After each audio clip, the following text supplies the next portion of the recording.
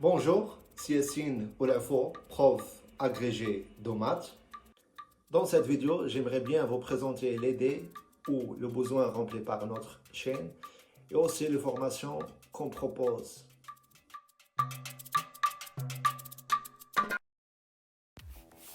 Voici par exemple le thème de l'algèbre linéaire sup et la réduction des endomorphismes et des matrices carrées, où au premier temps, on essaye de maîtriser le cours en le construisant sur des schémas reliant les résultats entre eux et en les appliquant sur des exemples d'application et des exercices d'entraînement classiques, afin de bien raffiner les méthodes et les astuces. Et pour les démonstrations intéressantes, on les présente aussi sous forme des exercices. Et finalement, on est arrivé à la partie cruciale d'un thème. C'est la partie où on se lance et on s'adapte aux différentes formes de ce thème-là sur les différents concours, Min, CNC, Central, X. On les appelle des extraits parce que ce sont des parties extraites de ces concours-là. Et dès qu'on finit les extraits, on va travailler 2DS Corée. Et vous trouverez aussi tous les thèmes pour les étudiants de MP, ou bien ceux qui concernent les éléments de PSI. Nous allons commencer par quelque chose qui est génératrice dans les mathématiques ou bien le langage mathématique. Ce sont les propositions. Dans le langage normal, c'est les phrases qui génèrent tout ce qu'on dit. Alors, qu'est-ce que c'est une proposition? C'est un énoncé mathématique ou bien une phrase mathématique qui a un sens et qui a une et une seule valeur, soit vrai, soit faux. Pas les deux à la fois. Par exemple, la proposition suivante, P, 5 supérieur à 2, est une proposition qui est vraie.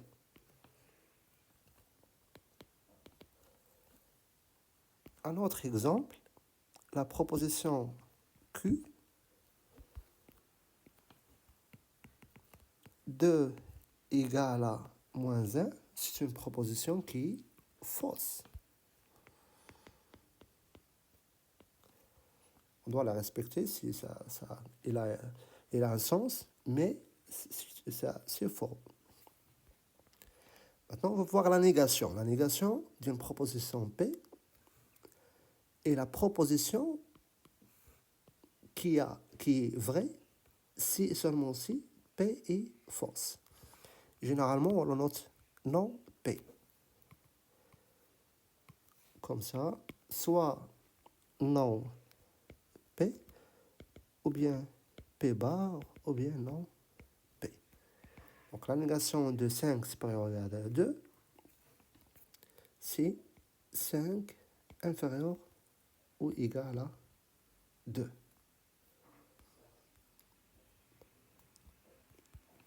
Négation de Q, c'est 2 égal à différent de moins 1. Donc, ce qu'on a dit dans la définition, toujours une proposition et sa négation, ils ont des valeurs opposées. C'est-à-dire, si c'est vrai, alors ici, on aura fausse.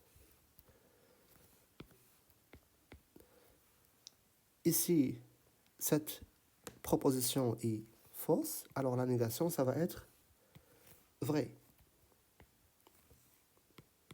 Voilà. Et vous savez très bien que la négation de égal, c'est différent. Négation de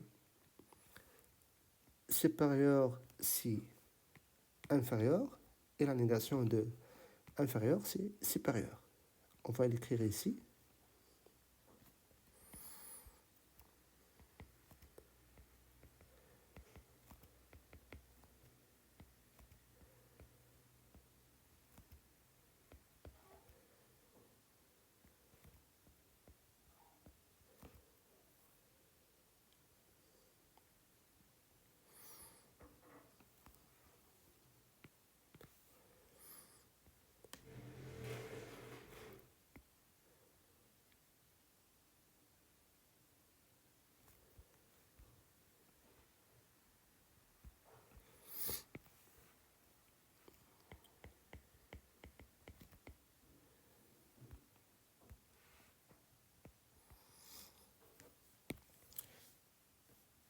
des opérations sur les propositions.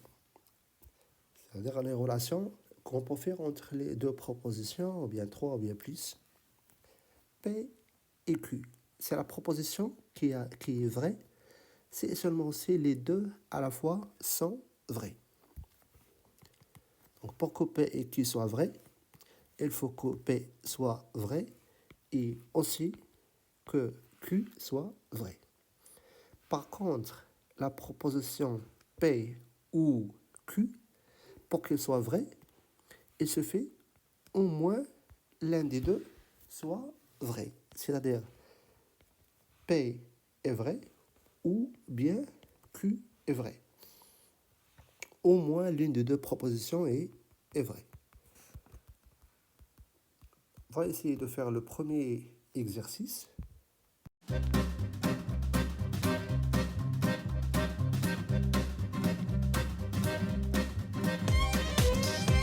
La première proposition,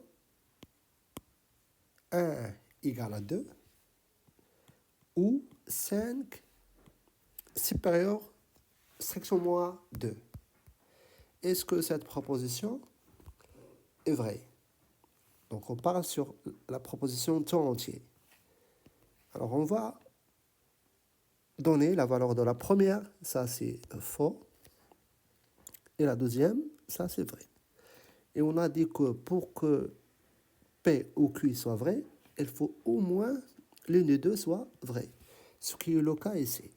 Donc cette proposition est vraie. Passons maintenant à la deuxième. 3 supérieur à moins 1 et 1 différent de 6. Alors la première est vraie, la deuxième aussi est vraie. Donc puisque au moins l'un des deux est vrai, donc on a la proposition est vraie. Alors on va parler maintenant sur la troisième.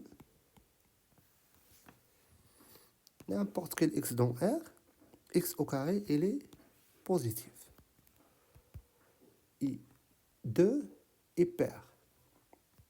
Oui, c'est juste. Toujours x au carré il est supérieur ou égal à 0. Et 2, c'est un nombre pair. Parce qu'on peut l'écrire comme 2 fois 1. Alors, cette proposition est aussi vraie. 1 sur 2 au carré supérieur section moins 1 sur 2. Ce qui est fausse. Parce que ça fait 1 sur 4. Et 1 sur 4, il est inférieur à 1 sur 2. La deuxième, est-ce que 5 supérieur ou égal à 5? Attention ici. La plupart des étudiants, ils ont dit c'est logique, c'est illogique. Ils se confondent ici. 5 supérieur ou égal à 5. C'est clairement, intuitivement, c'est vrai. Pourquoi? Donc 5 supérieur ou égal à 5, on peut la séparer, c'est comme 5 supérieur strictement à 5 ou égal. J'ai juste écrit ça, supérieur strictement ou égal. Alors, puisque cette proposition-là est fausse, celle-là est vraie et on a ou, donc la proposition est vraie. 5, il est supérieur ou égal à 5. Même si ça c'est faux, donc il faut au moins l'une des deux propositions doit être réalisée. Donc, en conclusion, la dernière proposition est aussi vraie. Alors on va écrire que cette proposition est vraie. Liaison entre la négation et ou. Si vous avez la proposition P et Q et vous voulez faire la négation, le non, ce qu'on peut faire, c'est juste faire rentrer le non à l'intérieur, c'est-à-dire non P, non Q, et on change le i avec le ou. Pareil pour P ou Q, pour faire la négation de cette proposition, on fait non P et non Q. Alors on remarque bien qu'on a changé ici ou avec et. et on change OU, I avec OU. Essayez de donner la négation des propositions suivantes.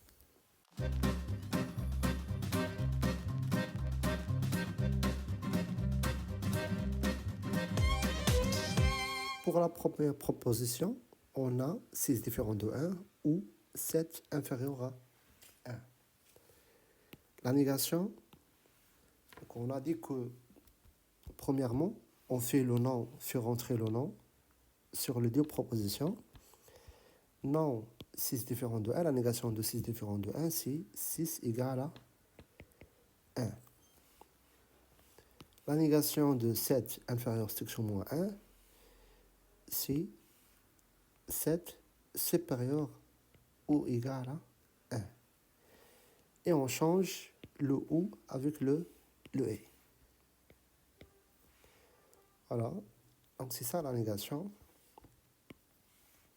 6 égale à 1, vrai.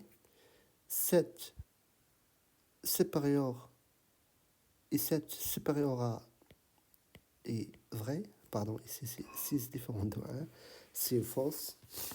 Donc, puisqu'on a essayé, cette proposition est fausse. Et ça, c'est clair. Parce que la négation est vraie. Parce que cette proposition-là, elle est vraie. On a ça est vrai. Et on a dit qu'on dans ou, il faut au moins l'un des deux soit vrai. On va travailler maintenant sur le deuxième exemple. X au carré supérieur ou égal à 0. La négation, c'est x inférieur strictement à 0. Ou x au carré égale à 0. Alors, on a changé et avec ou et on a fait la négation des deux propositions. Parlons maintenant sur l'implication des deux propositions. Et la proposition qui est définie par nom P ou Q. Alors ça, c'est la table de vérité de P implique Q. Si P est vrai, alors nécessairement Q doit être vrai pour que l'implication soit vraie. Donc on remarque bien, dans le seul cas où l'implication est fausse, lorsque cette application, la proposition est vraie, et celle-là est fausse. Donc, impossible, quelque chose qui est vrai implique quelque chose de fausse. Alors, c'est pour cela, l'implication, on lit ça, se lit comme si P est vrai, alors Q nécessairement est vrai. Et en pratique, pour démontrer que P implique Q, on suppose que P est vrai et on essaie de faire des choses pour arriver à ce que aussi Q est vrai. Par exemple, x au carré montrer que x au carré égale à y au carré implique x égale à y ou x égale à moins y. Alors, on suppose que on va supposer que x au carré égale à y au carré et on va montrer ceci. Donc on a supposé que P est vrai et on va essayer de démontrer que Q est vrai. Démontrons et montrons que x égale à y ou x égale à moins y.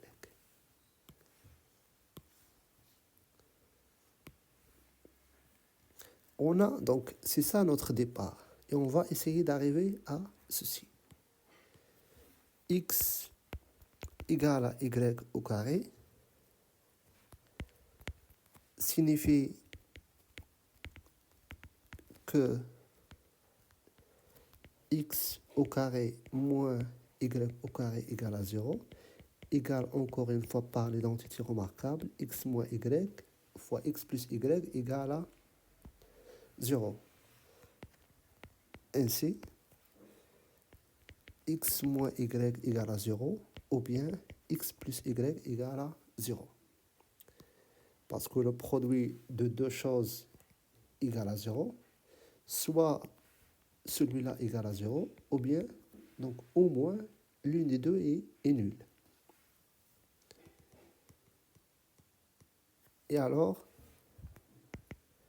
donc x égale à y, ou bien x égale à moins y. On a arrivé à démontrer l'implication. On a parti de x au carré égale à y au carré, et on a arrivé à ce que x égale à y, ou bien x égale à moins y.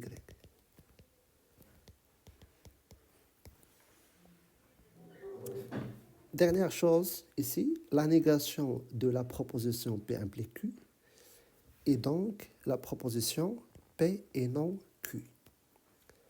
On va utiliser ceci après pour le raisonnement par l'absurde.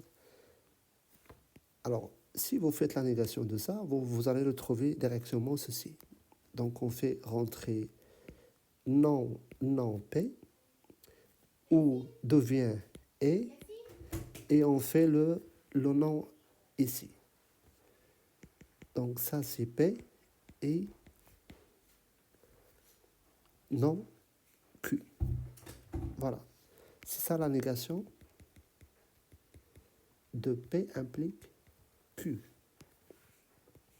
Il faut bien se rappeler de ça. On va l'utiliser après. Deux propositions sont équivalentes lorsque l'on a à la fois P implique Q et Q implique P. C'est-à-dire, si P est vrai, alors Q est vrai.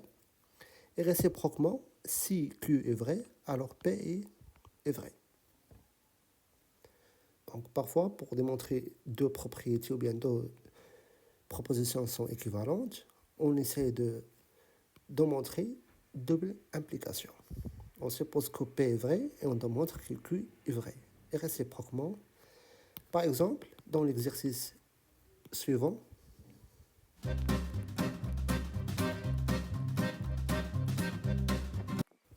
alors pour la première implication, si x au carré égale à 4, on va essayer de démontrer que, alors, x égale à 2 ou bien x égale à moins 2. Alors, on aura x au carré moins 4 égale à 0. C'est-à-dire, on utilise l'identité remarquable, x moins 2 fois x plus 2 égale à 0. D'où, donc x égale à 2 ou bien x égale à moins 2. Parce que soit ça égale à 0, ou bien celui-là égale à 0. On a le produit de 2. Réciproquement,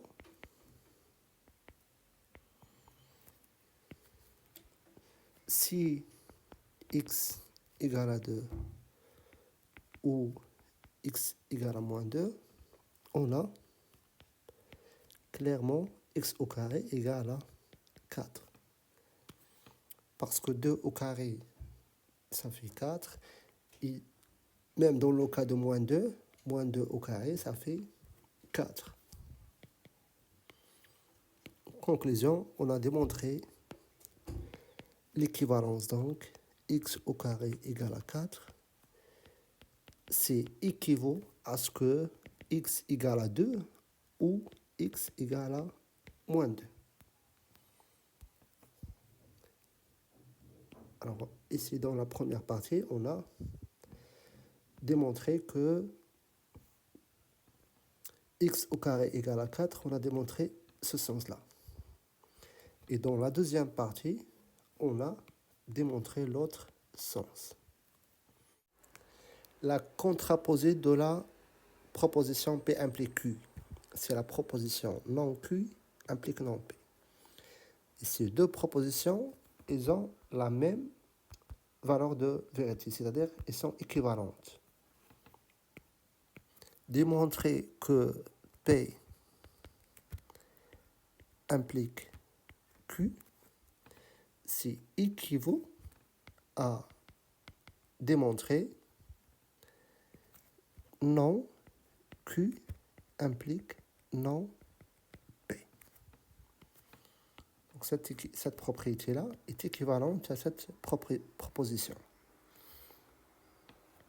Alors pour mieux voir les choses, on va faire la projection sur un exemple dans la vie réelle. Si tu travailles régulièrement, donc travailler régulièrement implique que tu vas réussir. Voilà, c'est la proposition P et la proposition Q. Ceci équivaut à dire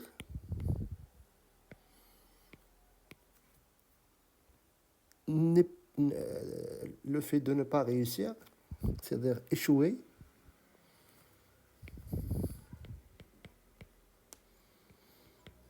implique que tu n'as pas travaillé régulièrement.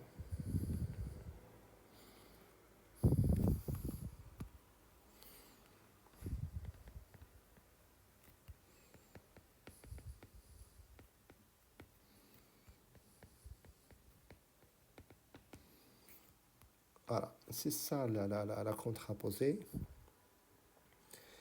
On va essayer de faire cet exercice après.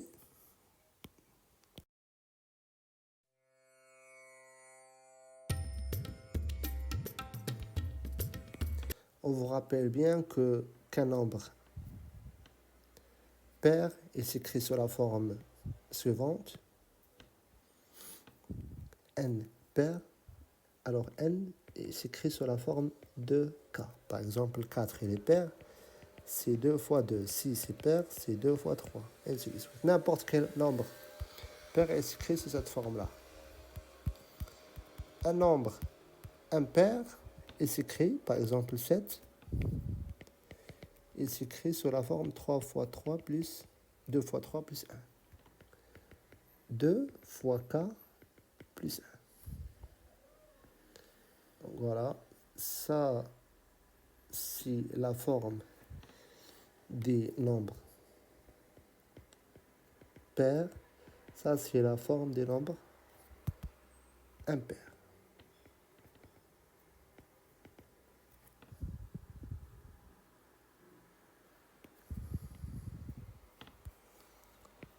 On va raisonner par la contraposée. Contraposée de ceci, c'est équivaut à ce que l'opposé de ça, c'est-à-dire n pair, le contraire, c'est la négation, c'est n, et impair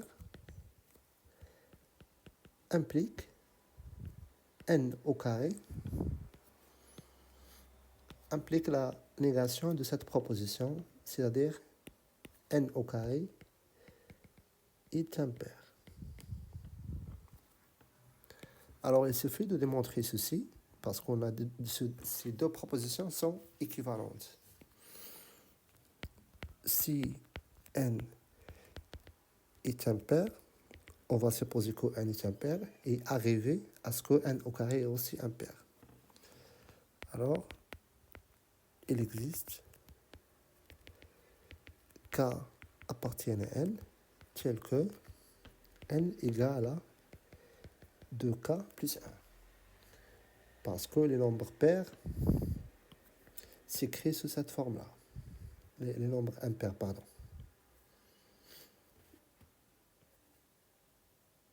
Et on va démontrer que n au carré est aussi impair. C'est-à-dire qu'il faut l'écrire sur la forme 2 fois quelque chose, fois k' ou bien m ou plus 1. Donc on va développer, ça fait 2k au carré plus 2 fois 2k plus 1. Donc est égal, on va factoriser par 2, ça fait 2 facteur de 2k au carré plus 2k plus 1 égale à 2 fois m plus 1 avec m égale à 2k au carré plus 2k qui appartient à n. Et donc, on a démontré que ce nombre-là, il est pair. Ainsi, n au carré est aussi impair. Conclusion, n au carré est pair implique n est pair. Voici maintenant les quantificateurs qu'on utilise lorsqu'on a une expression qui dépend d'un paramètre x. Un x dans un ensemble E. Le premier, c'est pour tout, ou bien quel que soit, que l'on note comme ça. C'est comme à inverser. La proposition quel que soit x appartient à E, P de x est vraie, signifie que pour n'importe quel x dans E, la proposition P de x est vraie.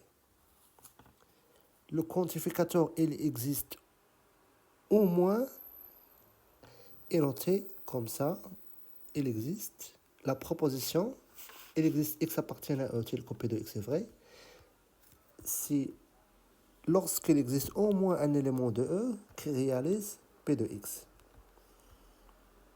Il existe un unique, on le note comme ça. La proposition, il existe un unique x dans E, tel que P de x est vrai, est réalisée lorsqu'il existe un seul élément de E dont la proposition P de x soit vraie. Essayez de répondre dans l'exercice suivant par vrai ou faux sur chaque expression ou bien assertion.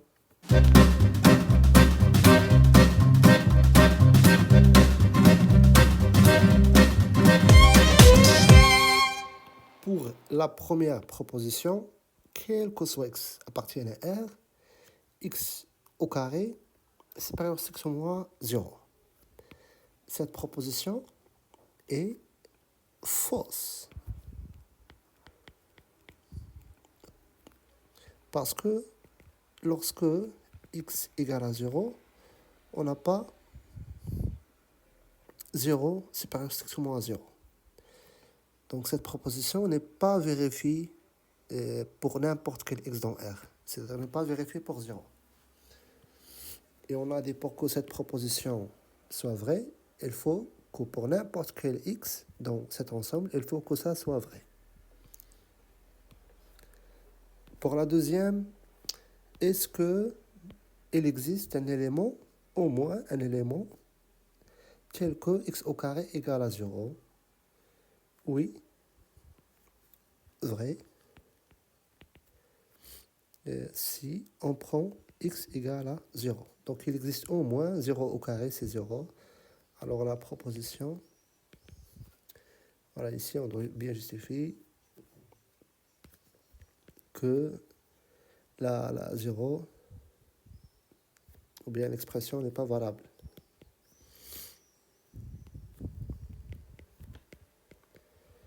L'expression n'est pas valable pour x égale à 0. 0 au carré n'est pas supérieur à x moins 0. Passons maintenant à la troisième. Quel que soit n n fois n plus 1 est divisible par 2. C'est-à-dire 2 est un diviseur de n fois 1 plus 1. Ou bien n fois 1 plus 1 est un multiple de 2. C'est-à-dire n fois 1 plus 1, on pourra l'écrire sur la forme suivante, 2 fois k. Est-ce que c'est vrai? Est-ce que c'est faux? Qu'est-ce que vous proposez? Et la réponse, c'est vrai. Parce qu'on a deux nombres consécutifs. L'un des deux est pair. Soit ça est pair, alors le suivant, ça va être impair. Ou bien celui-là est impair. Donc c'est les deux possibilités. Ce nombre, n'importe quel nombre, a deux possibilités, soit pair, soit impair. Et dans le deuxième cas, donc automatiquement, si n plus 1, n est impair, alors 1 plus 1 est pair. Et on sait que le produit d'un nombre pair et impair, ça va être pair. Parce qu'on aura quelque chose comme ça, 2 fois k fois 2k plus 1. Ça, c'est un nombre pair. On a deux fois quelque chose.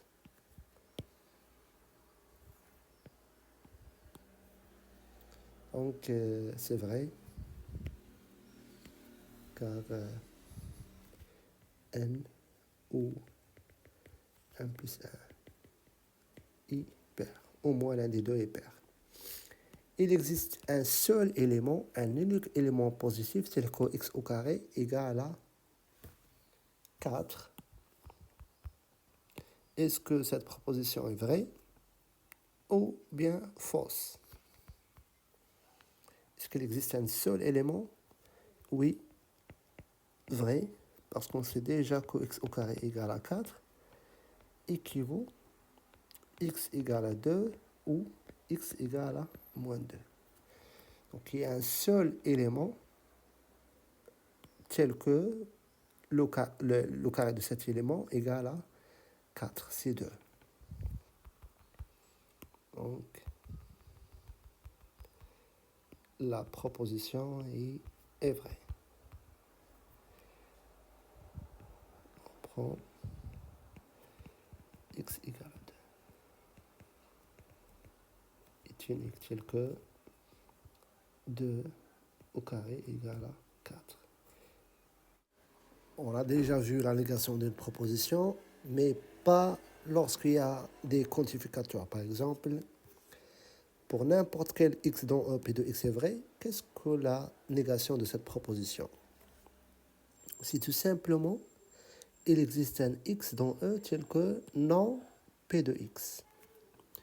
Si on dit que quelque chose est vérifié pour tous les éléments de E, par exemple, on a dit que x au carré supérieur strictement à 0, la négation de ça, ceci est vérifié pour tous les éléments. La négation, c'est non, il existe au moins un élément qui ne vérifie pas ceci, non ça. C'est-à-dire, il existe un élément tel que x au carré inférieur ou égal à 0. Pour faire la négation de ceci, c'est exactement ça. Et la négation de il existe un élément tel que p de x, c'est pour n'importe quel x dans E, non p de x. Par exemple, si j'ai dit qu'il y a un nombre n appartient à n, tel que n il est négatif. La négation, non, tu vas me dire non, quel que soit n appartient à n, il existe devient quel que soit. Et on fait la négation de ceci. N négatif, n supérieur ou égal à 0. Donc cette proposition-là, elle est vraie. Tous les entiers sont supérieurs à 0. Et alors, cette proposition est fausse. Il n'y a pas d'élément qui est négatif. Donc, la négation de « il existe au moins un élément dans n », un entier naturel qui est négatif. La négation, c'est tous les éléments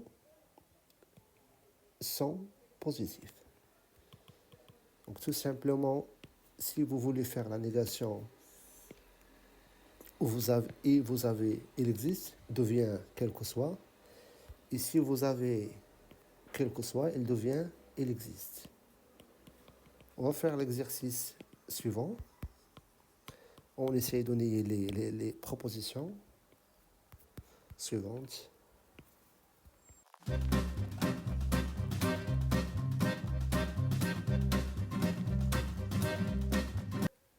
Alors, la négation de la première proposition, quel que soit x appartienne à R, f de x différent de 0. Donc, la négation de cette proposition, c'est il existe un élément tel que non ça, tel que f de x égale à 0.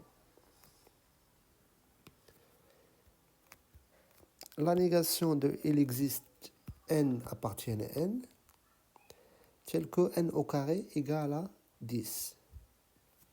C'est quel que soit n appartient à n au carré, on fait la négation de n au carré égale à 10 si n au carré est différent de 10.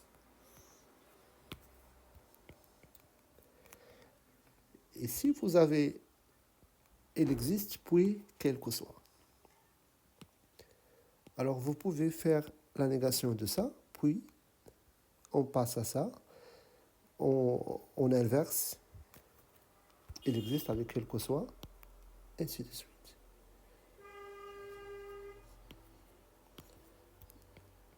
Alors, donc ça fait il existe un x appartient à R. On pourra considérer ça, c'est comme une proposition P, non P. Donc ça va devenir quel que soit y appartient à R, x inférieur égal à y. Et on fait la négation de celui-là. Donc, qu'est-ce qu'on a fait ici? Si là, on a passé à la négation de ces propositions. Dans la première partie, on a appris à comment rédiger, qu'est-ce que c'est une phrase, qu'est-ce que c'est les quantificateurs, des expressions, des propositions. Et maintenant, on va apprendre à amener un raisonnement pour prouver quelque chose. Donc, il y a des moyens, des méthodes pour démontrer quelque chose. Par exemple, pour démontrer une implication, P implique Q, implication directe. Alors, qu'est-ce qu'on fait? On suppose que P est vrai et on essaie de démontrer que Q est vrai. Voilà, on utilise des moyens, des méthodes pour arriver à Q est vrai. Comme dans l'exercice suivant.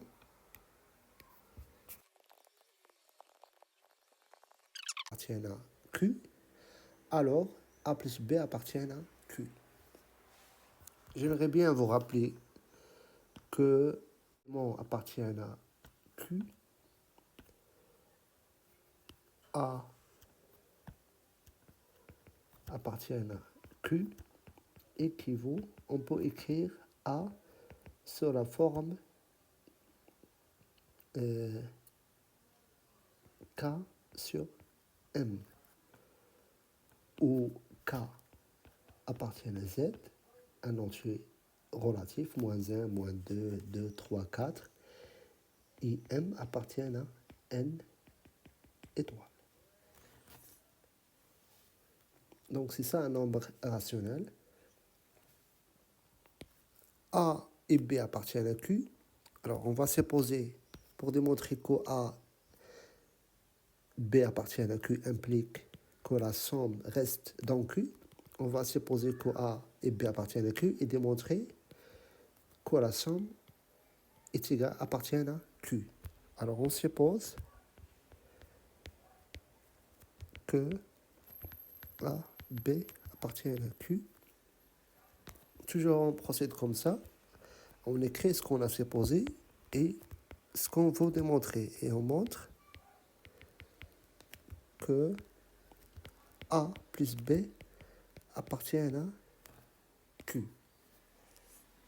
On a A et B sont dans Q. Pardon. Ça signifie il existe K, K1, K2, ou bien c'est mieux d'écrire P, Q, L, M,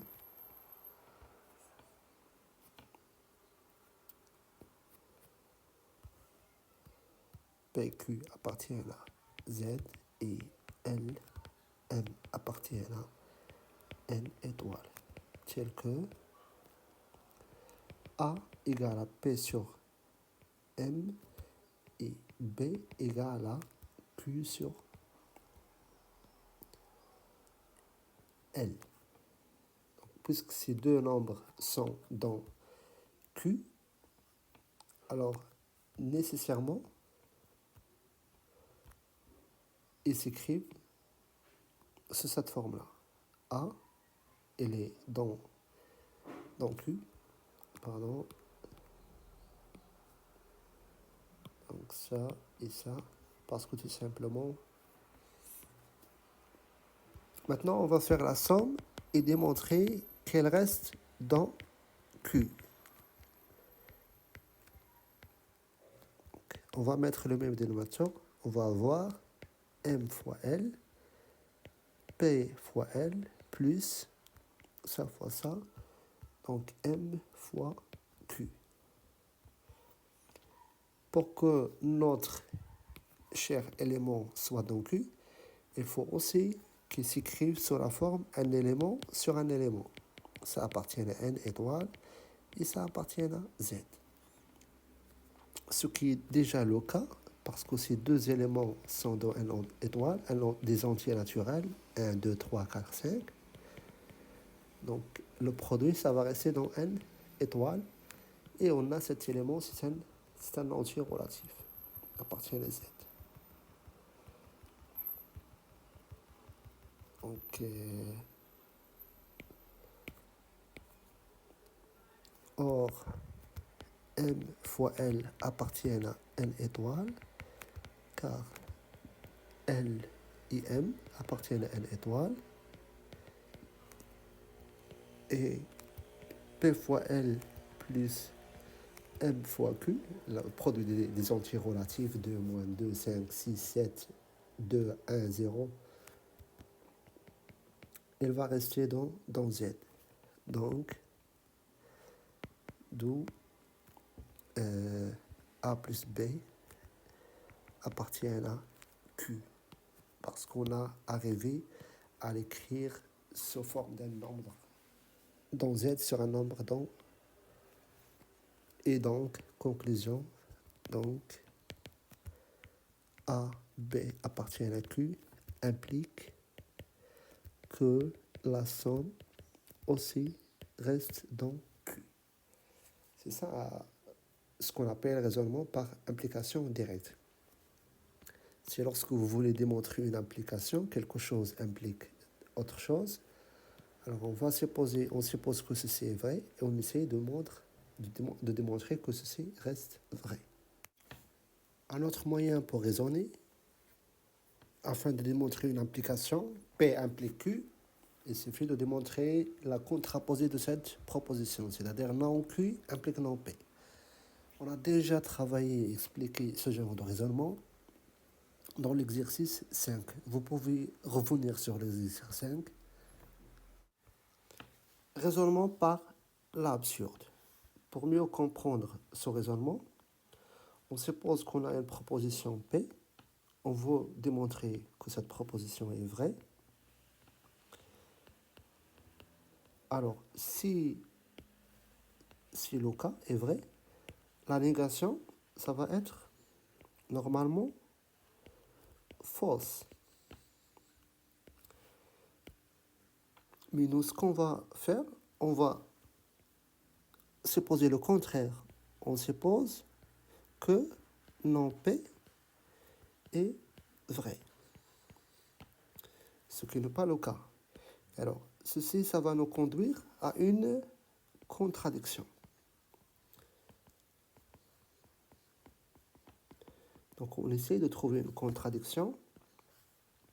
Dès qu'on trouve une contradiction, alors ce qu'on a supposé, et c'est pas possible. Donc, ce qu'on a supposé est fausse. Et alors, puisque non P est fausse, alors P est vrai. Voilà. C'est ça le raisonnement par l'absurde. On va expliquer ça dans le cas de l'implication. Si on veut démontrer que P implique Q, alors on suppose la négation est vraie.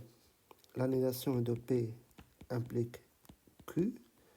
Normalement, c'est P et non Q. Alors, on suppose que ça est vrai et on essaye de trouver une contradiction. Donc, si on arrive à trouver une contradiction, alors ce qu'on a supposé est ceci est fausse. Et donc, l'implication est vraie. Pour ne pas trop casser la tête, tout simplement raisonnement par l'absurde. Pour démontrer une application P implique Q, on suppose que P et non Q sont toutes les deux vraies. Donc on suppose P et non Q, c'est-à-dire la négation de ça est vraie. Et on essaie d'obtenir une contradiction pour démontrer que P est vrai. On peut supposer que non P est vrai et obtenir une contradiction. Ça, c'est juste le cas d'une proposition. Donc, c'est ça ce que j'ai expliqué. Pour démontrer l'implication, on suppose P et non Q est vrai et on trouve une contradiction. Si vous avez une seule proposition, pour démontrer que P est vrai, on suppose le contraire, non P qui est vrai, et on trouve une contradiction. Voici un exemple. Soit A et B supérieur ou égal à 0, montrez l'implication suivante. Si A sur 1 plus B égale à B sur 1 plus A, alors implique A égale à B. On va raisonner par l'absurde. Par l'absurde, on suppose que le contraire de cette implication. C'est-à-dire, on suppose que A 1 plus B égale à B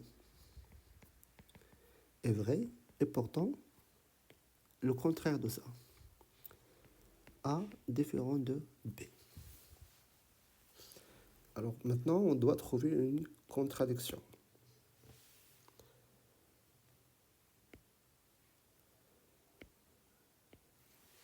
Donc on va partir de ceci.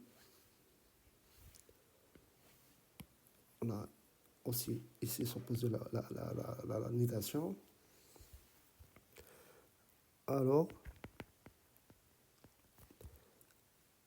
A fois 1 plus A égale à B fois 1 plus B. J'ai déplacé ça ici et j'ai déplacé ça ici. D'où A au carré plus A égale à B au carré plus B.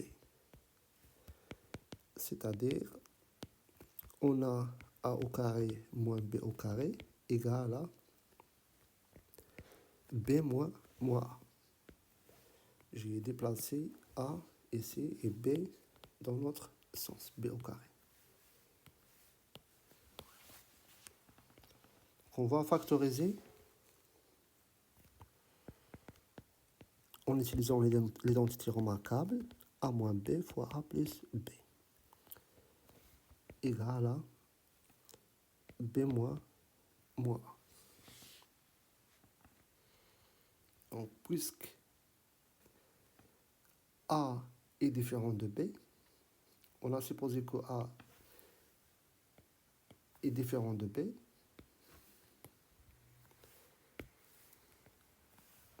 Alors, je pourrais, ça c'est différent de 0. On simplifie par a moins b, qui est différent de 0. On obtient que a plus b égale à 1. Il faut faire toujours attention pour simplifier quelque chose. Il faut que ça soit différent de 0. Donc ici, on va obtenir moins 1.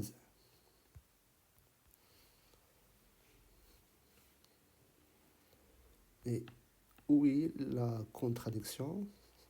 Ici, il faut toujours chercher dans les données a plus b égale à moins 1, mais on a supposé que a et b, ce sont des nombres positifs. Alors, ceci est impossible. Ce qui est absurde. Car a et b sont positifs. Et on ne peut pas avoir la somme de deux nombres positifs est égale à moins 1. Donc, ce qu'on a supposé, ceci est fausse. Car on a trouvé une contradiction. Et puisque ceci est fausse, alors la négation de ça, la négation, est vraie. Et la négation, c'est exactement cette implication-là. Donc,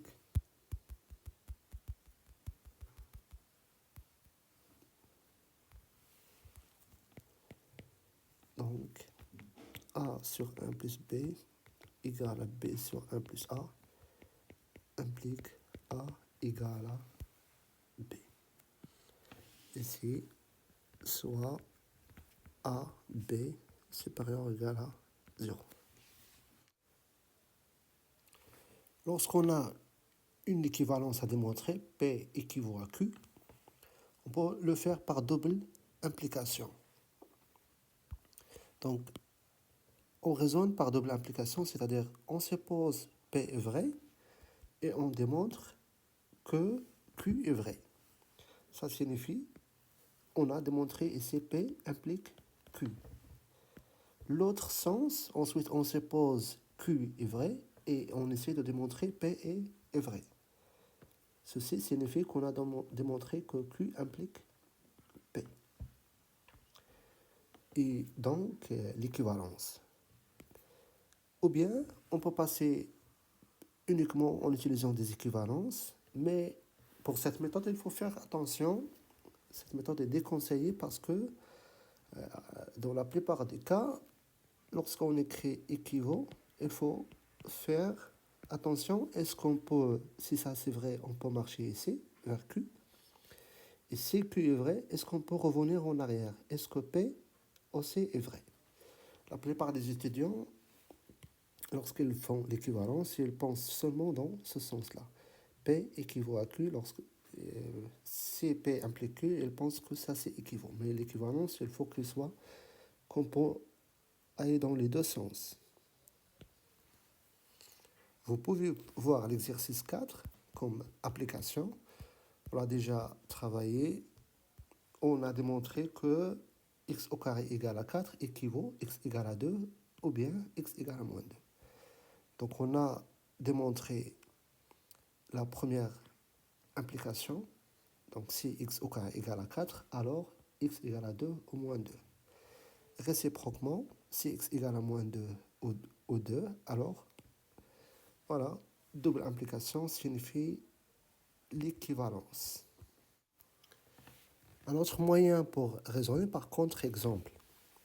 Lorsqu'on vous demande de démontrer quelque chose pour n'importe quel x dans, dans un ensemble, par exemple, quel que soit x appartienne à E, une propriété P de x est vraie. Alors, si on veut démontrer que ceci est fausse, il suffit juste de trouver un contre-exemple. Il suffit de trouver un élément x appartient à E tel que cette proposition n'est pas valable, tel que non P de x. Voilà, c'est ça par contre-exemple. Par exemple, si on veut montrer que tout entier positif est somme de 3 carrés, c'est-à-dire n'importe quel nombre positif n, c'est la somme de 3, on peut l'écrire comme somme des 3 carrés, c'est-à-dire a au carré, b au carré, plus c au carré. N'importe quel entier, on peut l'écrire comme ça. Par exemple, 6, je pourrais l'écrire 2 au carré, plus 1 au carré, plus 1 au carré. Donc ça fait 4, plus 1, plus 1, plus 1. Ça fait 6. Est-ce que cette proposition est vraie? Donc, pour dire que ceci est faux, il suffit juste de donner un contre-exemple. Donc, on va bien seulement penser au petit nombre. Par exemple, est-ce que c'est valable pour 4? Les carrés sont 0 au carré, 1 au carré, 2 au carré, 3 au carré. Est-ce que c'est valable pour 4? Oui, parce que c'est 2 au carré, plus 0 au carré, plus 0 au carré. On peut répéter un carré. 5, c'est 2 au carré, plus 1 au carré, plus 0 au carré. Donc je pourrais l'écrire comme somme de 3 carrés. 6 aussi, on l'a déjà vu. Donc on cherche un contre-exemple. 7. Alors 7, on ne peut pas. Parce que on ne peut pas l'écrire, parce que les carrés qui sont inférieurs à 7, il y a 0 au carré, il y a 1 au carré, 2 au carré, 3 au carré, ainsi de suite. Mais on ne peut pas arriver à 3 au carré parce que 3 au carré, c'est 9. C'est supérieur à 7. Alors, est-ce qu'on peut former 7 comme somme de ces nombres-là? Donc, on ne peut pas.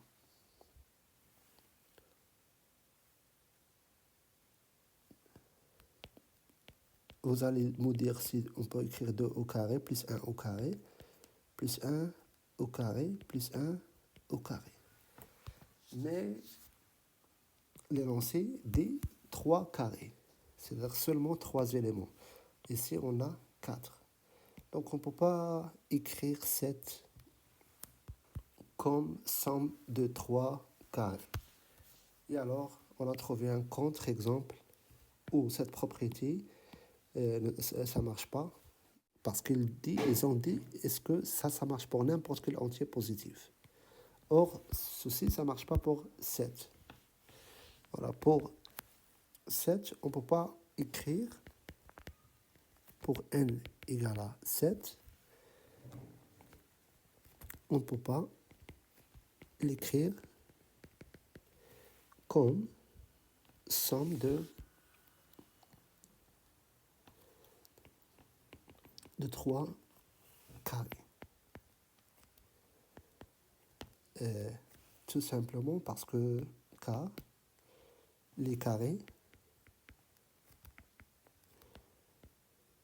qui sont inférieurs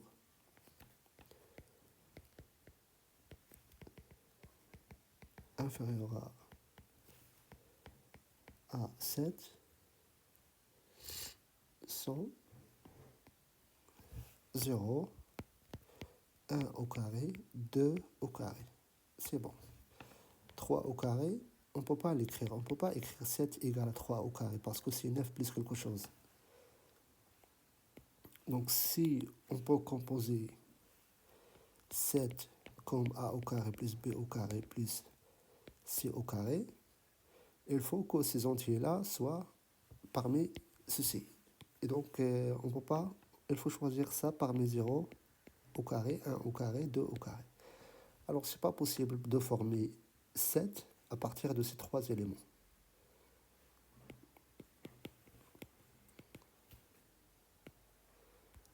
Voilà. Et on ne peut pas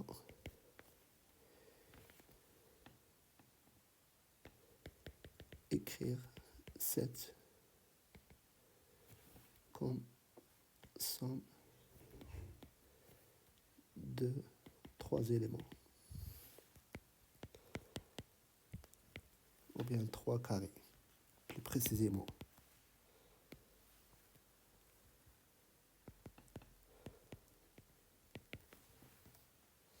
Donc on a donné un contre-exemple.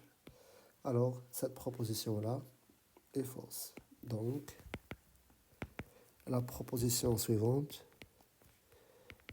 tout entier positif, un entier naturel positif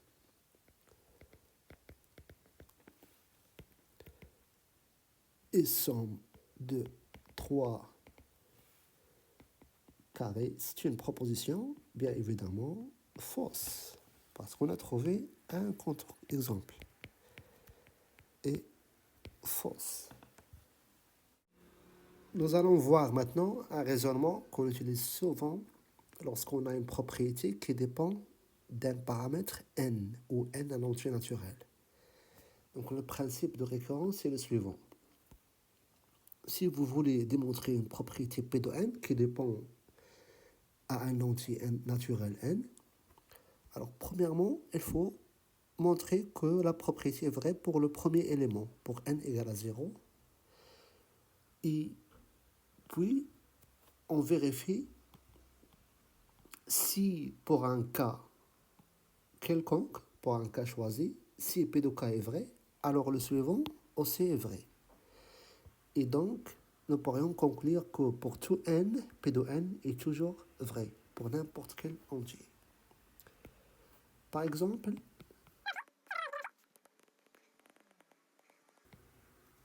que quel que soit n appartienne à n, doit la puissance n supérieure ou égale à n. Afin de mieux comprendre ce type de raisonnement, on va considérer l'exemple suivant. L'objectif, c'est de monter cet escalier. C'est-à-dire, il faut faire tous ces marches, pouvoir faire tous ces marches. Donc, le principe, c'est le suivant. Il faut, premièrement, monter sur la première marche. C'est ça, l'initialisation. Il faut pouvoir faire ceci. Donc, il faut vérifier P0 ou bien N0. Ça dépend de la propriété. Si on demande de démontrer ça, quel que soit quelque chose, quel que soit n supérieur ou égal à 1, donc tu dois le vérifier pour n égale à 1.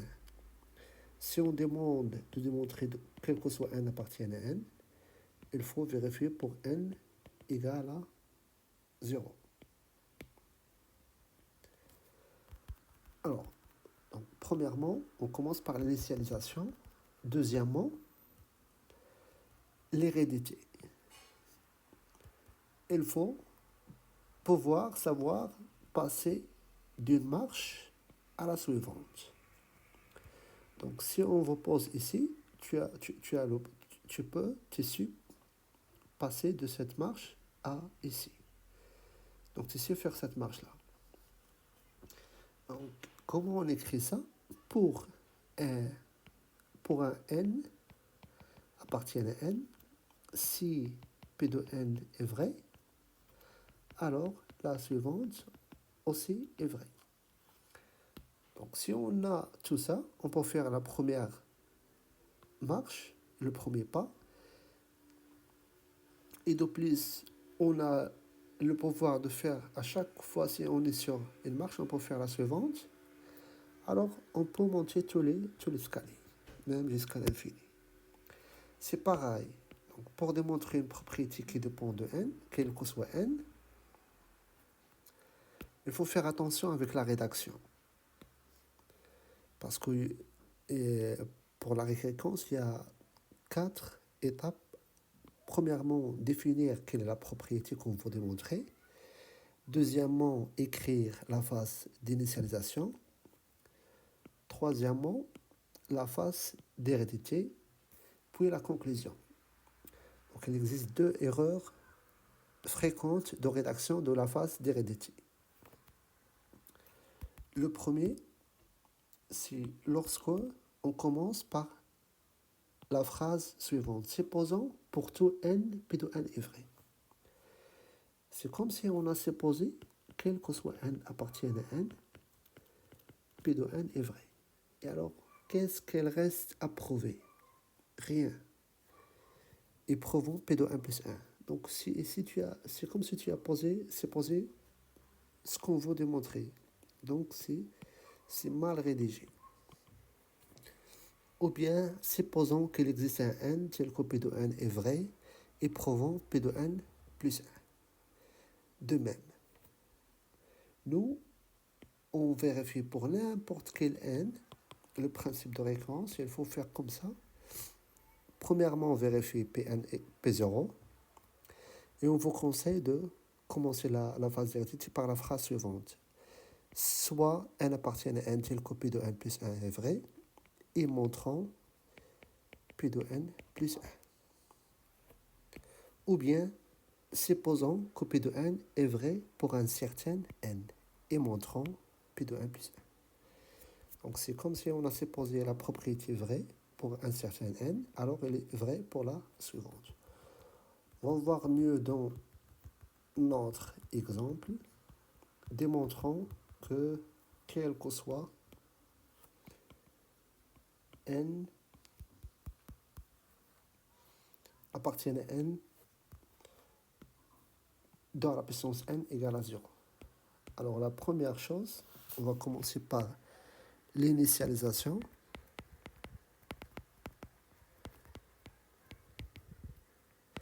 Est-ce que la propriété est vraie pour n égale à 0? On a 2 à la puissance 0 égale à 1, supérieur ou égal à 0. Donc, la propriété est vraie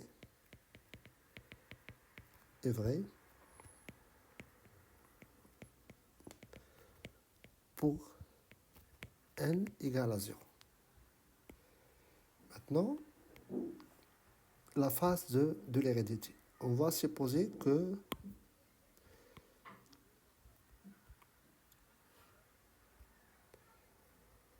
on suppose, donc, on a bien dit, il faut faire attention avec la rédaction.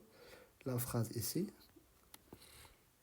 la phase hérédité.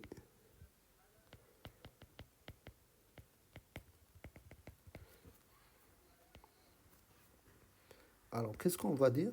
On suppose, il faut prendre cette phrase-là par cœur. On suppose pour un certain n appartient à n que 2 à la puissance n est vrai. On suppose la propriété pour un certain n est vrai et montrons que la propriété est vraie pour n plus 1. À n'importe quelle place où il y a n, on va le changer avec n plus 1. Et alors, on va démontrer de n plus 1 supérieur ou égal à n plus 1.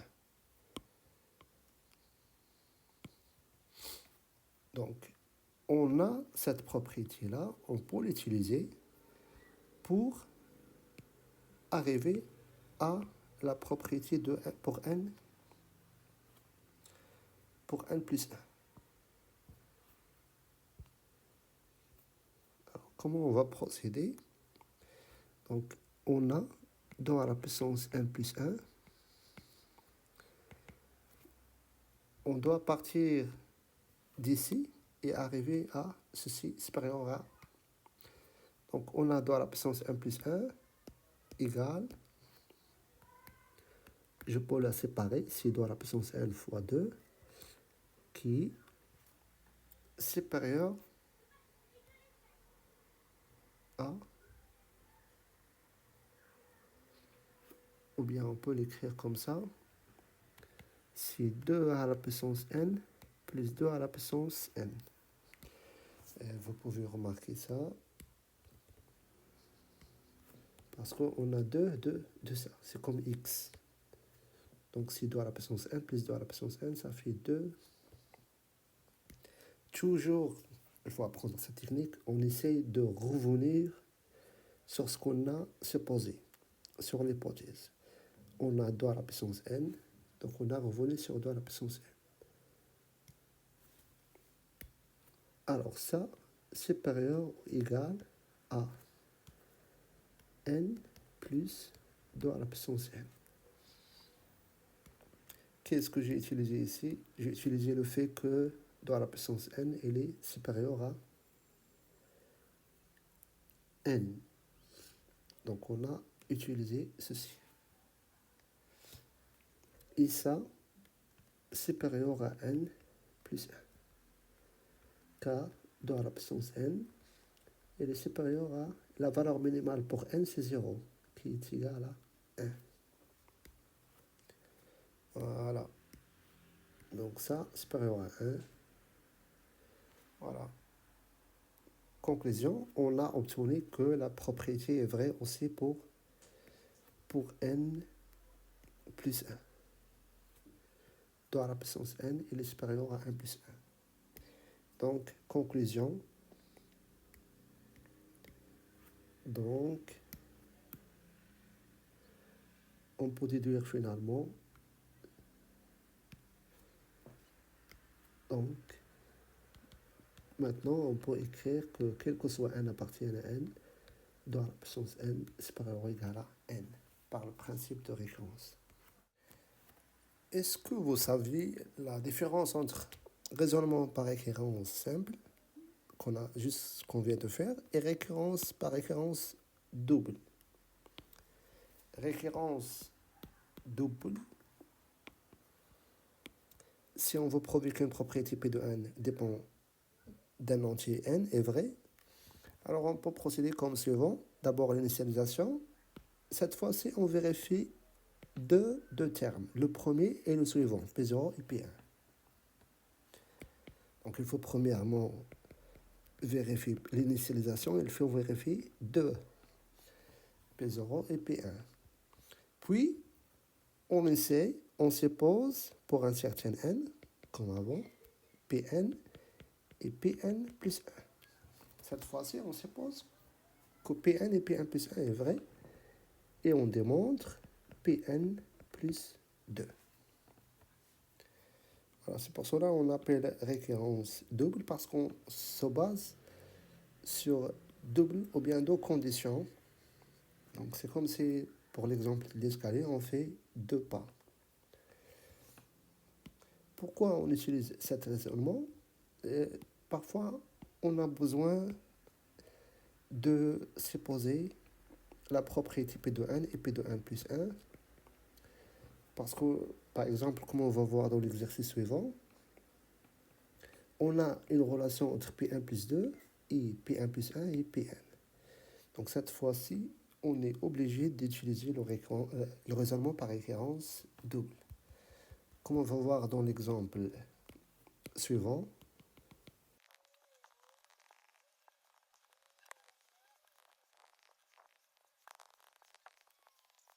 on en a ensuite défini comme suivant: U0 égale à 2, U1 égale à 3, et on a la relation de récurrence UN plus 2 égale à 3 UN plus 1 moins 2 UN, quel que soit n.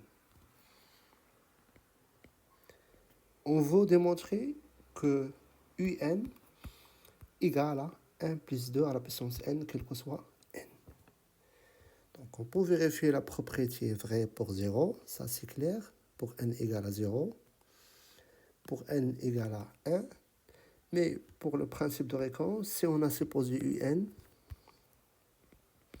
si on veut faire un raisonnement simple, on suppose que un est vrai, c'est-à-dire égal à ça, et on démontre un plus 1, mais on n'a pas une relation directe seulement entre un et un plus 1. On a un plus 2. Donc c'est pour cela on doit faire récurrence double, comme avant, comme suivant. L'initialisation, on vérifie pour n égale à 0, n égale à 1. On a, normalement, on a 0 égale à 2. Et 2, c'est 1 plus 2 à la puissance 0.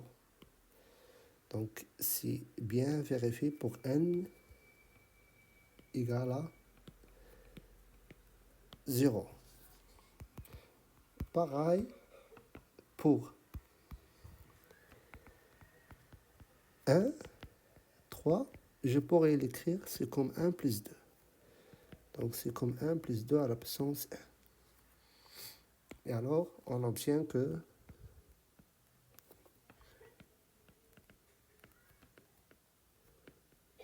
la propriété est vraie pour n égale à 0 et n égale à 1. Nous allons commencer notre phrase comme avant, supposons pour un certain, supposons pour,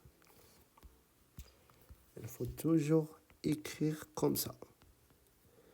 Pour un certain n appartient à n, que la propriété est vraie pour n et pour n plus 1.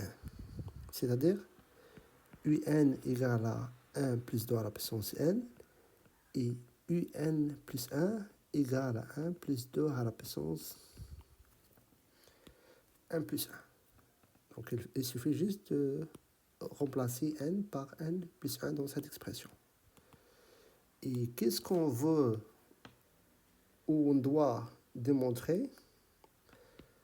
On doit démontrer que, et montrant que la relation est vraie pour n plus 2. C'est-à-dire un plus 1, un plus 2 égale à 1 plus 2 à la puissance n de n plus 2. On a changé n par 2n, n plus 2.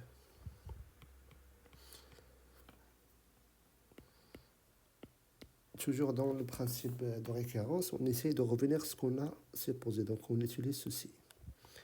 Et on a la relation suivante, un plus 2 égale à ceci.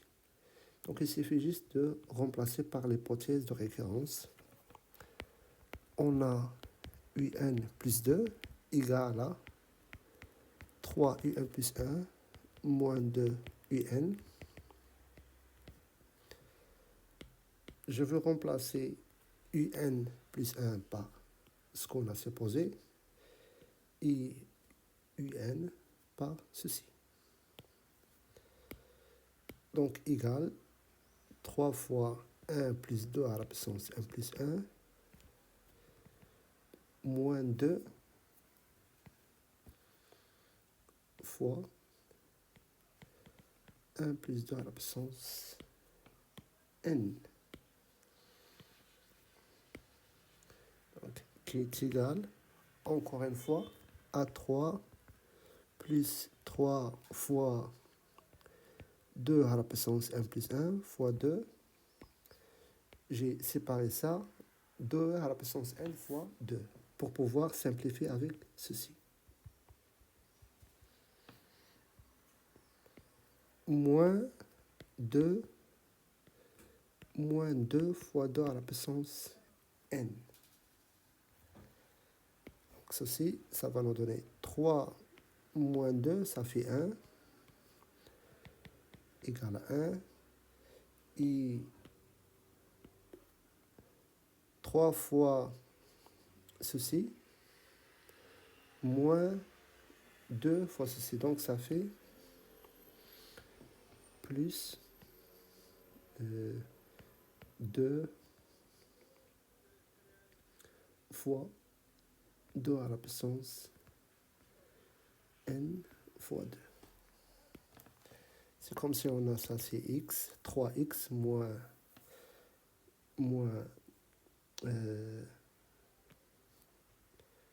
x, ça fait 2 fois x.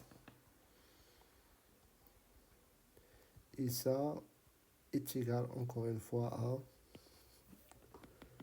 à 1 plus 2 à la puissance 1 plus 2. De le résultat demandé. On a prouvé. Conclusion. Quel que soit n appartienne à n, un égale à 1 plus 2 à la puissance n. Par le principe de récurrence double.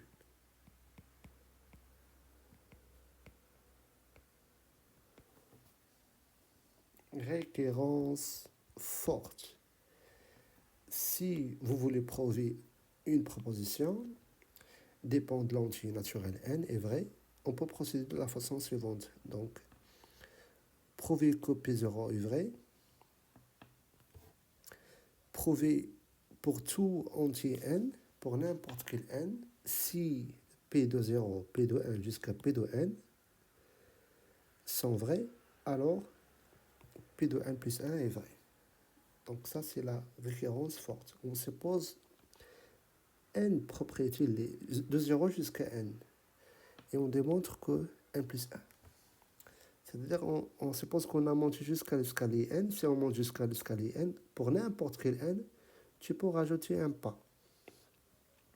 Et si c'est vrai pour tous les n, donc on peut monter tous l'escalier. On va le voir dans l'exercice, comme on va le voir dans l'exercice suivant, comme application.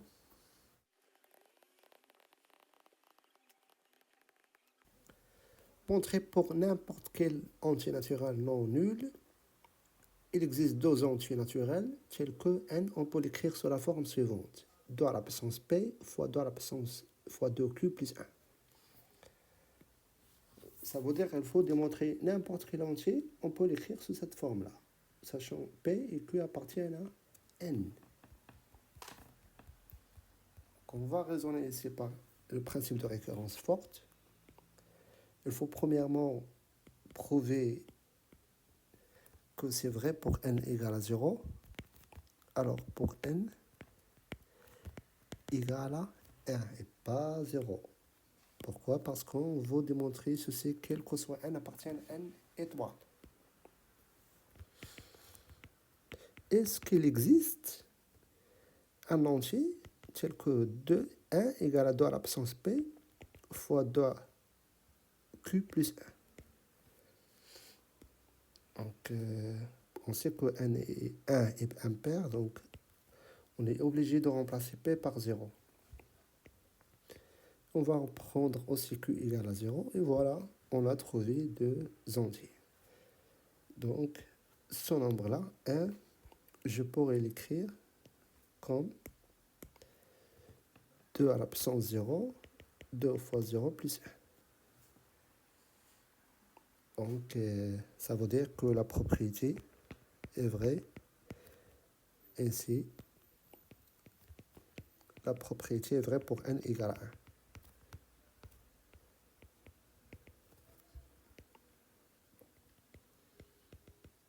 On a trouvé un P et Q tel que N1 égale à ceci. Alors, on va supposer la propriété est vraie pour N, pour 0, pour 1, 2, 3, jusqu'à N. On suppose que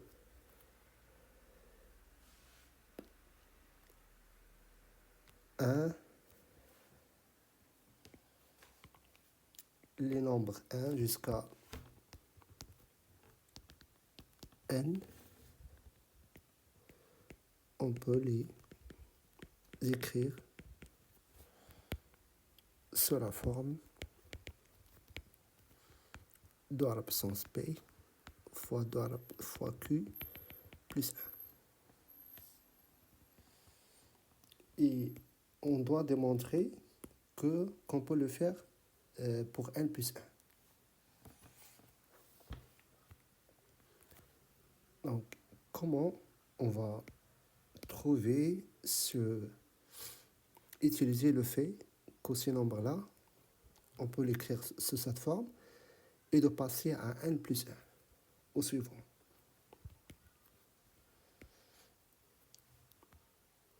Alors,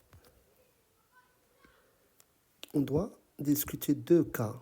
Si n plus 1 est impair, le raisonnement est fini ici.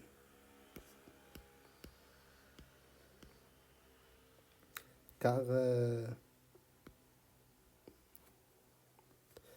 si il est pair, il existe un Q, ou bien Q1 appartient à n, tel que n plus 1 égale à 2 fois Q1 plus 1.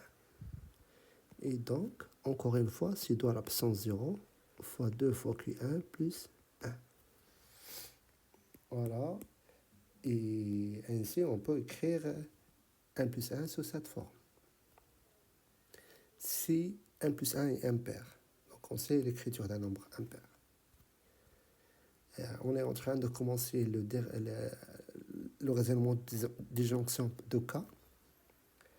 Qu'est-ce que c'est le des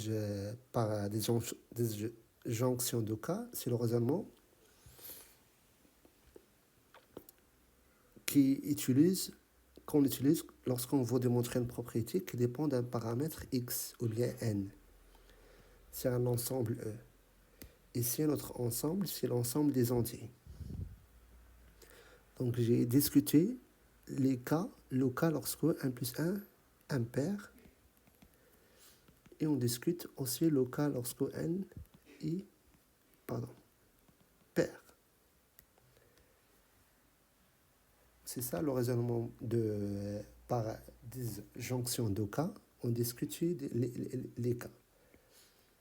Par exemple, quelque chose où il y a la valeur absolue inférieure au bien, on discute lorsque x inférieur à 1 et lorsque x supérieur ou égal à 1 pour se débarrasser de la valeur absolue. Donc on discute ici des cas.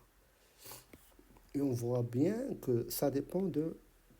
On discute pour chaque x appartient à un ensemble. Pour x inférieur à 1, pour x supérieur à 1, pour n appartient à l'ensemble des nombres pairs, pour n appartient à l'ensemble impair, ainsi de suite.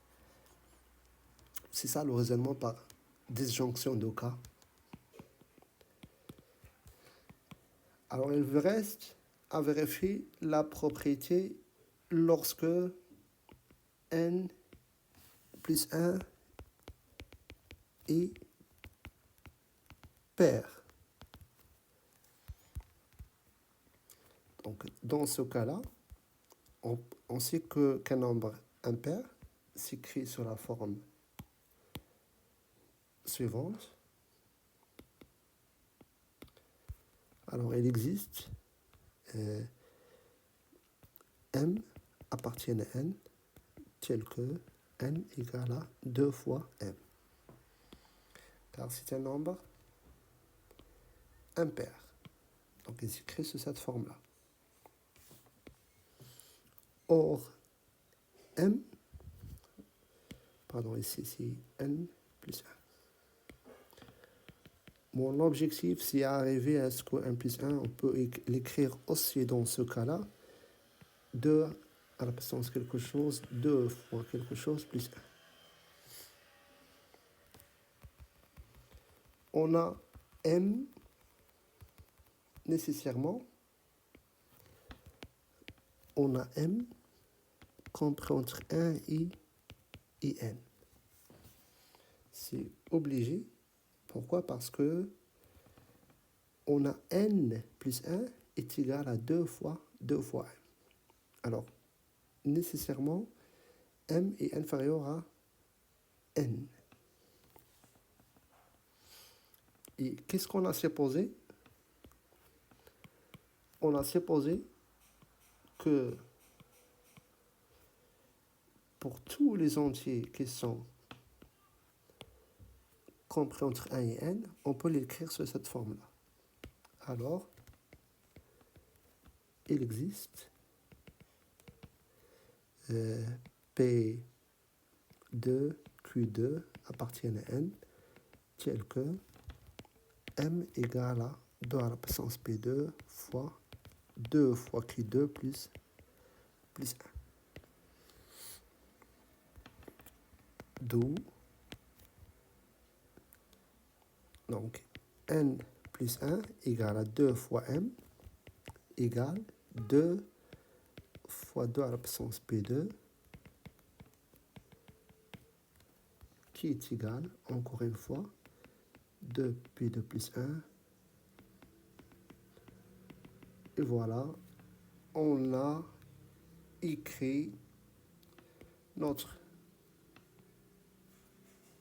n plus 1 aussi sous cette forme-là. On pourra appeler ça un pair ou bien quoi que ce soit. L'essentiel, c'est que c'est un entier. Et on a fait de même dans le cas où n impair, on l'a écrit sous cette forme-là. Donc la propriété est vraie aussi pour n plus 1. Et donc, conclusion,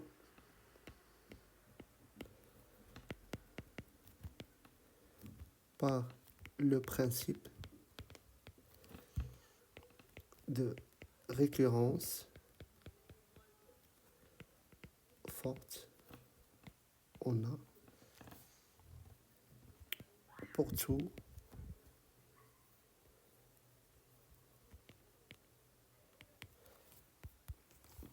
n appartient à n étoiles, il existe P, Q appartient à n, tel que n égale à 2 à la puissance P fois 2 Q plus 1. Raisonnement de disjonction de cas. Par exemple, montrer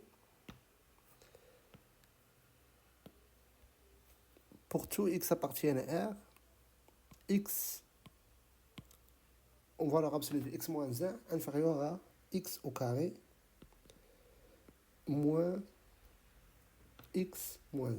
Démontrer ceci pour n'importe quel x. On a ici la valeur absolue. Donc on a besoin de se débarrasser de cette valeur absolue. Alors on va discuter deux cas. Lorsque x inférieur à 1 et lorsque x supérieur à 1.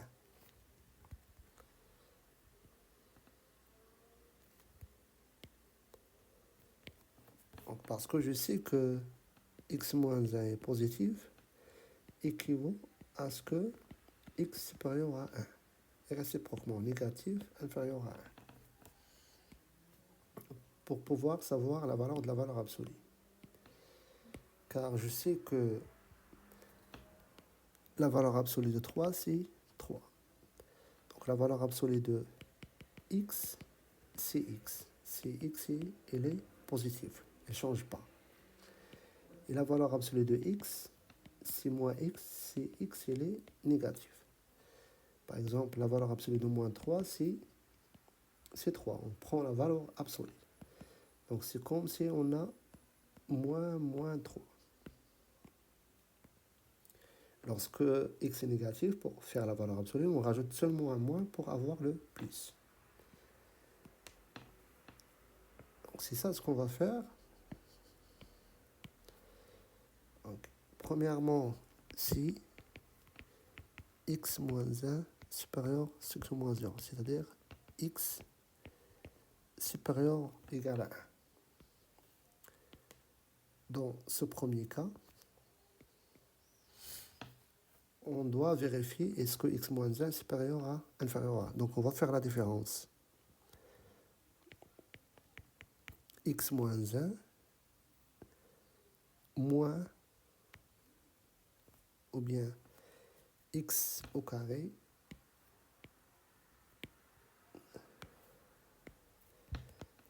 x au carré moins x plus 1 moins ceci. On va voir est-ce que c'est positif.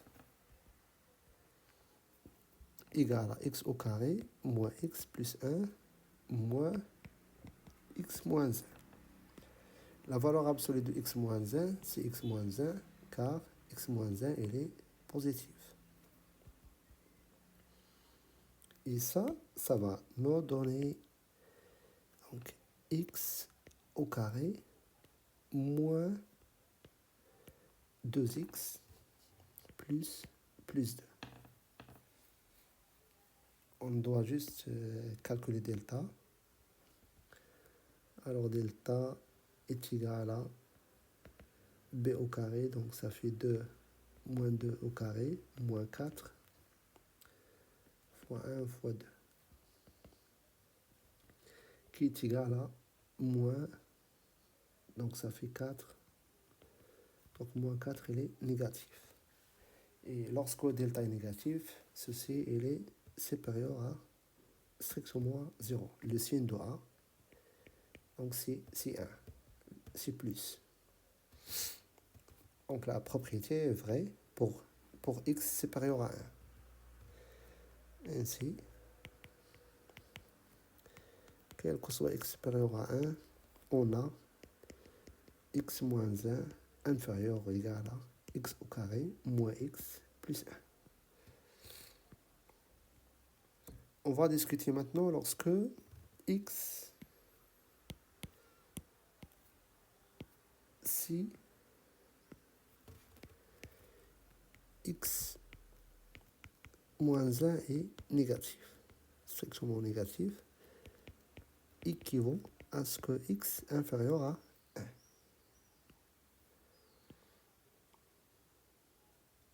Dans ce cas, la valeur absolue de x moins 1, c'est x moins 1. On va faire la différence encore une fois. Plus 1, pardon, moins la valeur absolue égale moins x moins 1. Comme j'ai expliqué, la valeur absolue c'est moins lorsque c'est négatif. Donc on fait moins. Égale x au carré.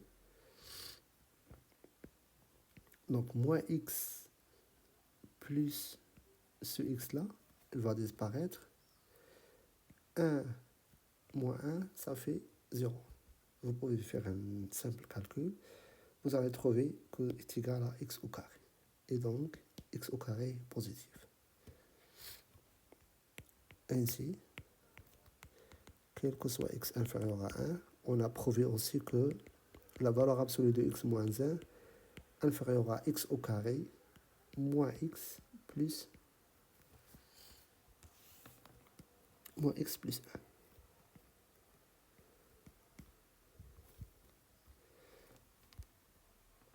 Par des jonctions de cas, on a discuté le cas lorsque x inférieur à 1, x supérieur à 1, toujours vrai. Conclusion, quel que soit x appartienne à R, soit supérieur à 1 ou bien inférieur à 1, la relation est toujours vraie. X moins 1, elle est inférieure à x au carré moins x plus 1.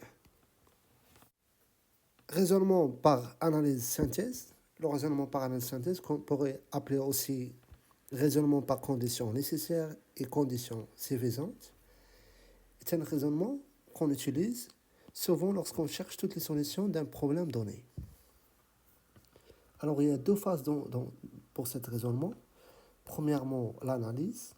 Alors, on suppose qu'on a une solution X du problème et on essaie de trouver X égale, ainsi de suite, jusqu'à trouver des conditions sur X.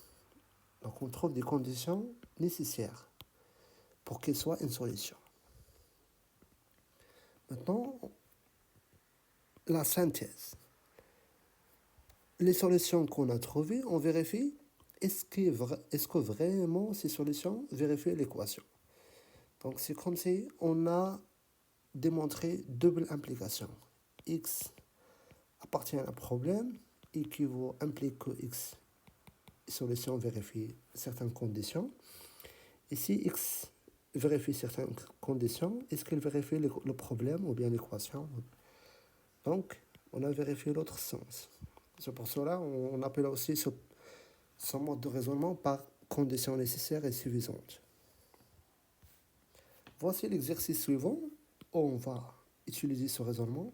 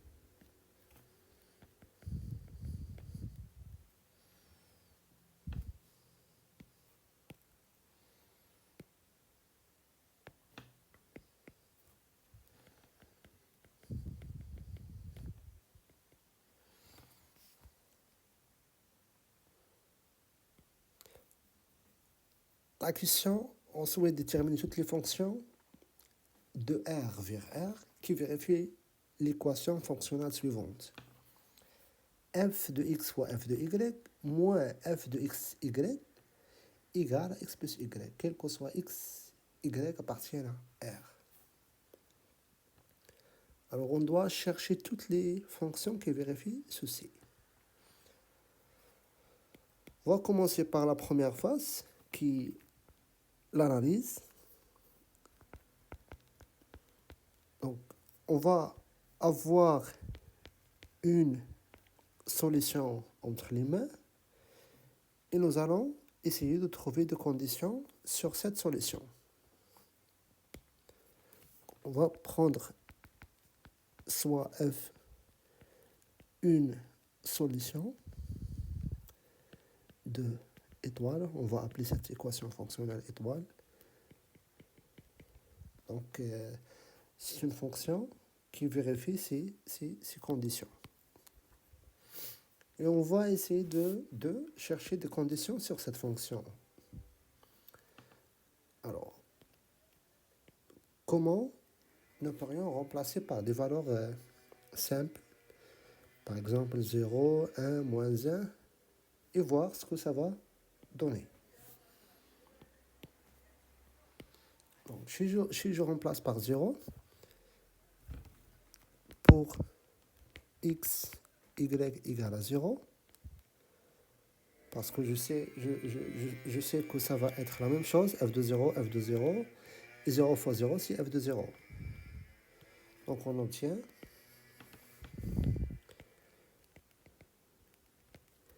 f de 0 fois f de 0, ça fait f de 0 au carré, moins f de 0 égale à 0. Je remplace x par 0 et y par 0. Alors, f de 0, facteur de f de 0 moins 1 égale à 0. On a obtenu deux possibilités pour f de 0, soit 0 ou bien 1.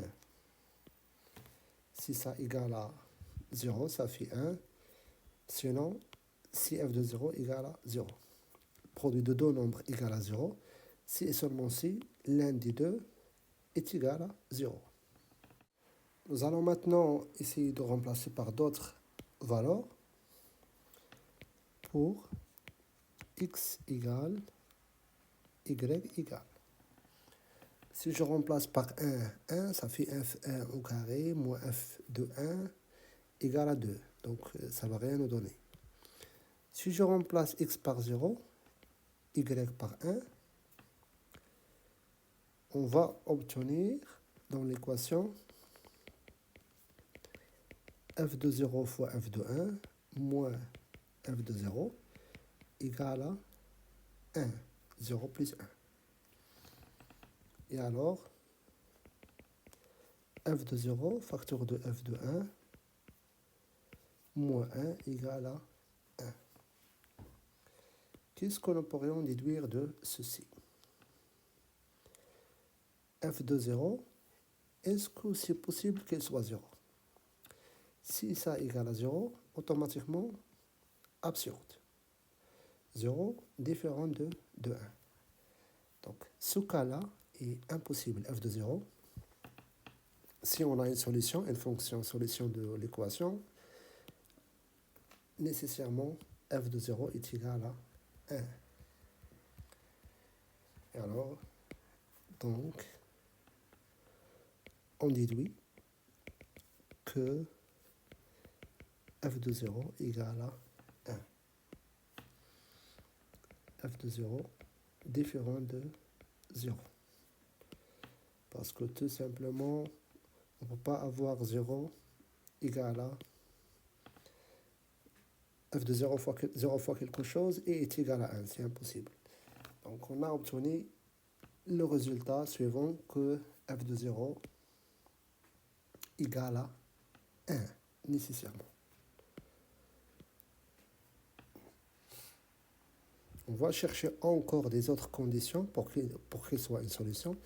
Donc, on a supposé qu'on a, c'est ça l'analyse. On essaie d'analyser ces solutions. Qu'est-ce qu'elles doivent vérifier pour qu'il soit solution? Puisque je sais maintenant que f de 0 égale à 1, alors si je remplace x ou bien y par 0, ça fait f de 0, c'est 1. Donc, il ne va rien changer. F de 0, c'est 1. Voilà, on vient d'avoir maintenant une expression pour la solution. Si je remplace pour x ou bien y égale à 0, x quelconque, on a f de x appartient à R, f de x fois f de 0, moins, je remplace ici y par 0, moins f de 0 égale à x plus 0, donc c'est x. On a, alors, f de x égale à x plus 1. Parce que rappelez-vous que ceci est égal à 1. On a analysé, on a trouvé pour que f, si f est une solution, alors nécessairement, ils doivent être sur la forme suivante. Il reste maintenant la synthèse, c'est-à-dire, est-ce que vraiment ce genre de fonctions, ce sont des solutions? Donc, la deuxième partie de ce raisonnement, c'est synthèse.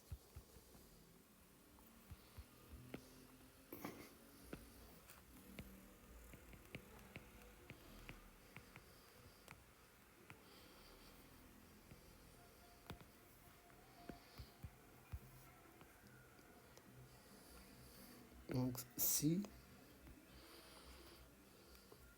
on vérifie, on pose f de x égale à x plus 1. Quel que soit x appartient à R. Donc, f de x fois f de y moins f de x fois y égale. Je vais remplacer par l'expression de f de x, ça fait x plus 1, fois x plus 1 fois y plus 1 moins de xy plus 1. Ça, c'est l'image de f de xy. Ça, c'est l'image de f de x. Et ça, c'est f de y. Et je vais voir, est-ce que c'est une solution? C'est-à-dire, est-ce qu'il vérifie, est-ce que est égal à x plus y? On va simplifier, on va avoir x plus y moins ou bien plus 1, on l'a développé, moins xy moins 1, qui est égal à x plus y. On va simplifier. Et donc, f est une solution. Donc, f est solution de l'étoile. Conclusion, les solutions de l'équation étoile, ou bien les fonctions, et ce sont les fonctions